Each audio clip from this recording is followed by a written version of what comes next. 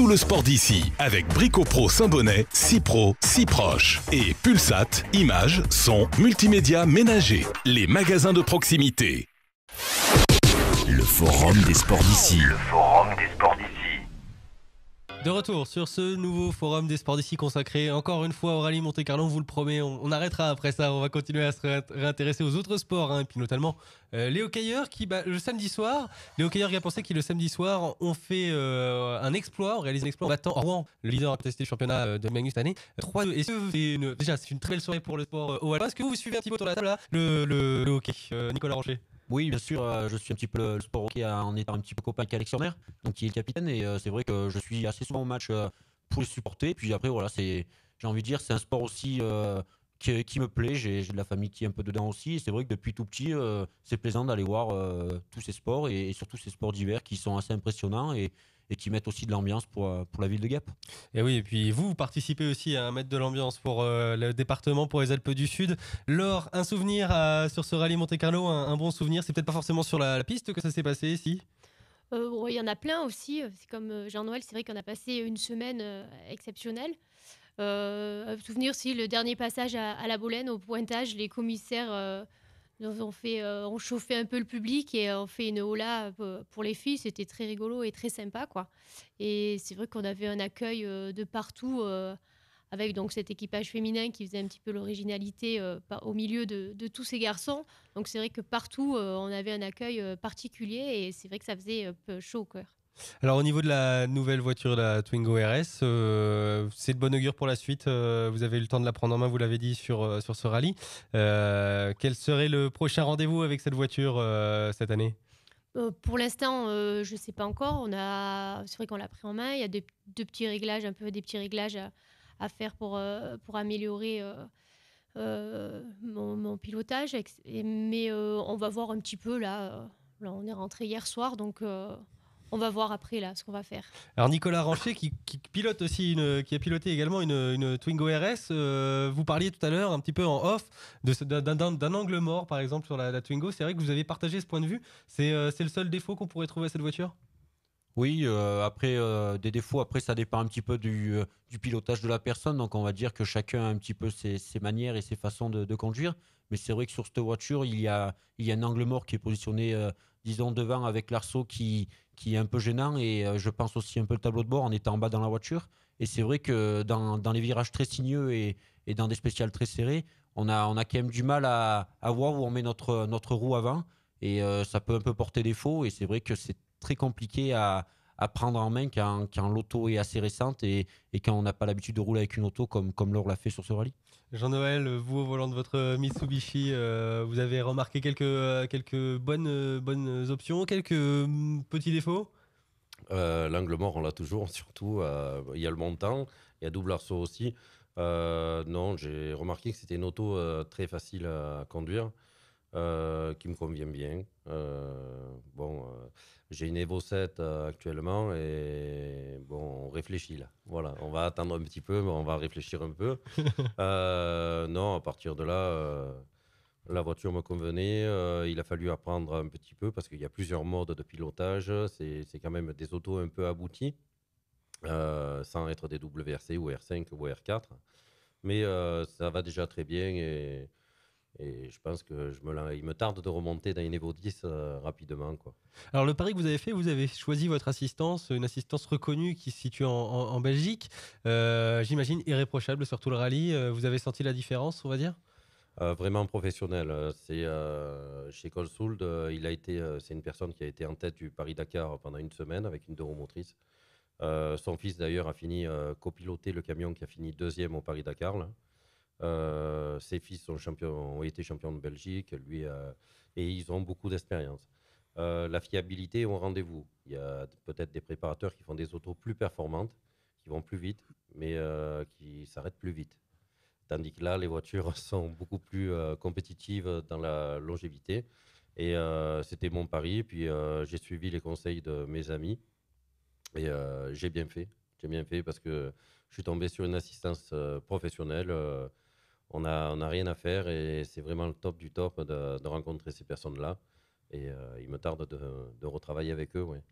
Le petit bémol que je note un petit peu sur tout ce que vous m'avez dit, c'est ce choix des pneus. Il n'y a plus de pneus pluie cette année dans le règlement. Bon, bah, sur ce Monte-Carlo, ça s'est ressenti de toute façon, avec les conditions vraiment très changeantes. C'est une bonne ou une mauvaise chose selon vous? On fait un tour de table alors.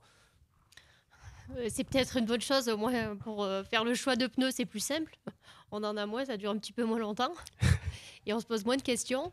Après, après, le règlement est le même pour tout le monde, les conditions sont les mêmes pour tout le monde, donc on part tous avec les mêmes arbres. Et après, c'est sûr que c'est moins spectaculaire sous la pluie parce que ça n'a pas la même adhérence qu'un vrai pneu pluie. Mais ça se comporte quand même bien. On peut quand même rouler et prendre du plaisir avec ces pneus. Nicolas, vous êtes d'accord avec ce que vient de dire Laure? Oui, tout à fait. En étant à armes égales, je pense que voilà, c'est un pneu qui sur un rallye comme ça est très bien pour tout le monde. Après, c'est vrai qu'en termes de conditions, quand il y avait vraiment de l'eau comme ce week-end, c'est vrai qu'après, en termes de sécurité, c'est un pneu qu'on ne peut pas monter pour partir, pour partir dans une spéciale en se disant il faut être à l'arrivée. Parce que c'est vrai que même en étant un petit peu sur la retenue et tout, je pense que sur un freinage un peu précipité ou quelque chose comme ça, on peut vite faire une erreur. Et c'est vrai que le pneu n'a pas assez de lamelles pour dégager donc l'eau à évacuer. Donc c'est vrai que c'est très compliqué à gérer tout ça. Mais après, en termes de pneus, je pense que c'est des professionnels qui ont étudié sur ce pneu, donc on ne peut pas critiquer.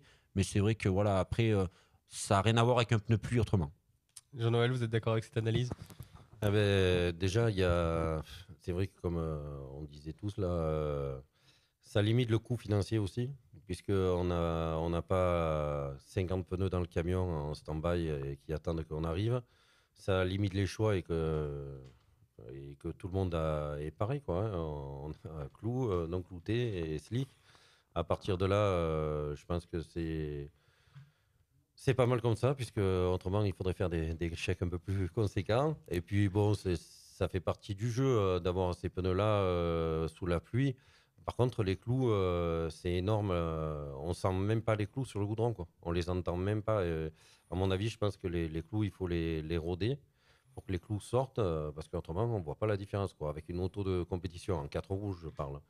On roule sur la nationale ou en spécial. On sent guère de différence entre le clouté et le non clouté. Mais bon, c'est pas mal comme ça. On va terminer ce forum des sports en parlant de ceux qu'on oublie un peu toujours, vos copilotes.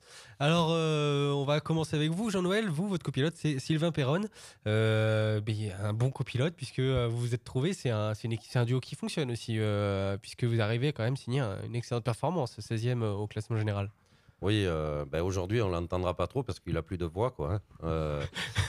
Il y avait des soucis de radio dans la voiture, non? Non, c'est plutôt que je conduis vraiment réellement qu'à la note.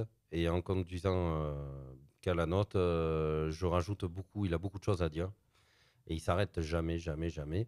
Et le dernier jour, ça a été compliqué pour lui, quoi, quand même. Mais non, c'est avec Sylvain, ça se passe très bien. C'est quelqu'un qui est très posé et qui fait les choses à cœur et qui a un sérieux à toute épreuve. Alors, c'est pour ça que ça fonctionne bien. Moi qui aime bien un petit peu faire rire un petit peu la troupe qui nous entoure. Et lui, son petit sérieux, on fait un beau couple de petits comiques, là, tout gentils, et on arrive à faire de jolis résultats comme ça. Ouais. Et vous, Nicolas Ranchet, c'était la deuxième fois que c'était votre duo, c'est avec Tom Fitzgerald, c'est bien ça? Oui, c'est bien ça. Ça fait quand même un petit peu plus longtemps. Tom, il a fait la saison 2012 avec nous jusqu'à la finale des rallyes où ça s'est très bien déroulé. Il faut rappeler quand même qu'il a que 18 ans. Donc, en termes d'expérience, il a quand même, je trouve, beaucoup de maturité. Et c'est vrai que, de toute façon, pour faire un rallye comme ça et n'importe quel rallye, c'est quand même un sport d'équipe et d'entente. Donc, c'est toujours pareil. C'est vraiment une amitié qu'il faut avoir entre les deux. Et puis, surtout, un petit peu aussi de professionnalisme pour avoir à la fin un résultat concret et que tout se passe dans les meilleures conditions. Mais c'est vrai qu'il a quand même beaucoup de qualité et on l'a encore vu ce week-end qu'il a su gérer sur un rallye mondial et voilà, donc c'est une équipe qui fonctionne et qui ne changera pas. Il vous a étonné du fait de son âge et de sa maturité? Ça vous a quand même surpris pendant le rallye? Vous le connaissiez de toute façon, mais confirmé en grand rallye comme ça, c'est quand même c'est un niveau au-dessus de toute façon. Ah oui, il m'a surpris déjà en reconnaissance parce que c'est vrai qu'on reconnaît quand même assez vite. Nous avons que 2 passages, donc c'est vrai que pour lui aussi à côté, à retravailler les notes et à tout noter en un laps de temps, c'est quand même assez compliqué. Et je pense que même moi à côté, peut-être que ça serait un travail que j'aurais du mal à faire. Donc oui, il m'a impressionné. Et puis à côté de ça aussi, il a su gérer dans les spéciales et il a su garder son calme quand moi je ne l'avais plus. Notamment quand vous avez heurté une pierre du côté de l'école du Pertier. Voilà. Notamment ici et bien ailleurs. Et bien d'ailleurs. Et vous, Laure, de toute façon, vous, c'est une personne que vous connaissez bien, votre copilote, c'est Karine, c'est votre sœur. Bon, bah là, évidemment, ça fonctionnait de toute façon. Oui, ça s'est super bien passé. Elle a été super tout le rallye parce que pour les copilotes, c'était aussi pas facile avec beaucoup de changements de rythme. La boue, on ralentit, le brouillard, elle a assuré du début à la fin. La seule erreur, c'est moi qui l'ai faite donc dans la dernière spéciale. Et non, ça a été super, quoi. Comment on pourrait qualifier son travail, le travail d'un copilote? Parce que là, les conditions changeaient tout le temps. Les ouvreurs font un énorme travail en amont, ce qui n'est pas forcément facile parce qu'ils vous conseillent sur des choix de pneumatiques qui pourraient éventuellement se révéler faux. On l'a bien vu le premier jour de la spéciale, jeudi matin, quand il a commencé à neiger après le passage des ouvreurs, où on a vu les WRC se retrouver complètement à patauger du côté d'Orpierre. C'est pas une pression facile. Comment vous pensez que Karine, votre sœur, arrive à le gérer? Il faut être quand même relativement détendu à la base. Oh, elle a un caractère, elle est beaucoup plus calme et plus modérée que moi. Alors qu'elle garde son calme, moi je suis un petit peu plus sanguine, donc elle me calme. On sait pas. Des fois, on a des petites prises de bec, mais non, je crois que le sport auto, c'est un sport d'équipe et on a donc les assistances, les ouvreurs et puis l'équipage dans la voiture. Et sur des rallyes comme ça, le travail du copilote est super important, quoi. Il faut qu'il s'adapte, il faut... Enfin, ça, c'est vraiment c'est du 50-50, quoi. De ce que je relève, en tout cas, c'est un pilote généralement un peu plus sanguin que le copilote qui est là aussi pour le calmer. C'est bien ça, Jean-Noël, on termine là-dessus. Oui, c'est ça. En fait, c'est un petit couple qui est dans une voiture et qui ne se dispute pas, quoi. On va dire entre guillemets, parce que il y a le GPS et le pilote. Non, il faut qu'il y ait une bonne ambiance et que le courant passe pour faire des résultats et être en confiance avec la personne. Parce que 2 passages dans ces spéciales-là, quand on vous annonce que c'est un gauche à fond absolu, c'est un gauche à fond absolu. Des fois, on lâche un peu ou quoi, mais il faut avoir confiance en la personne. Si elle se trompe et que c'est un gauche en 2, ça va pas passer, quoi. Mais bon, voilà, quoi, c'est toutes des équipes, comme Laure disait. Il faut aussi tout le staff qui nous entoure. C'est le résultat d'une grosse équipe. Les résultats qu'on a fait, c'est les ouvreurs, la famille, les partenaires, les personnes qui nous soutiennent, les médias. C'est un gros groupe et on arrive à faire de jolies choses parce qu'on y est beaucoup et pourvu que ça dure, quoi. Voilà. Eh bien, on vous remercie d'avoir été avec nous. Jean-Noël Mondé, félicitations en tout cas à tous les 3 pour avoir franchi la ligne d'arrivée à Monaco. Vous êtes vraiment les nouveaux espoirs, je peux dire en tout cas, des sportifs reconnus dans les Alpes du Sud. C'est grâce à vous que le rallye dans les Alpes du Sud peut continuer encore à écrire une nouvelle page de son histoire. Donc je le rappelle pour le plaisir, Jean-Noël Mondé, 16e, Laure Josso et Karine Josso, 33e, et puis Nicolas Rancher avec Tom Fitzgerald, 34e en tout cas. Merci à vous d'avoir été sur ce plateau d'ICI TV. Merci à vous de nous avoir fait vivre le rallye Monte-Carlo, d'avoir été présent pour nous donner vos impressions. En tout cas, c'était une nouvelle épreuve, si je puis dire, pour terminer. Une nouvelle épreuve, un nouveau rallye, vraiment plein d'embûches et pas facile. Et en tout cas, vous avez été à l'arrivée et c'est ce qu'on peut dire. C'est ce qu'on va retenir. Voilà, c'était le Forum des Sports d'ici, spécial Monte-Carlo sur d'ICI TV, d'ICI Radio. Le Forum des Sports d'ici.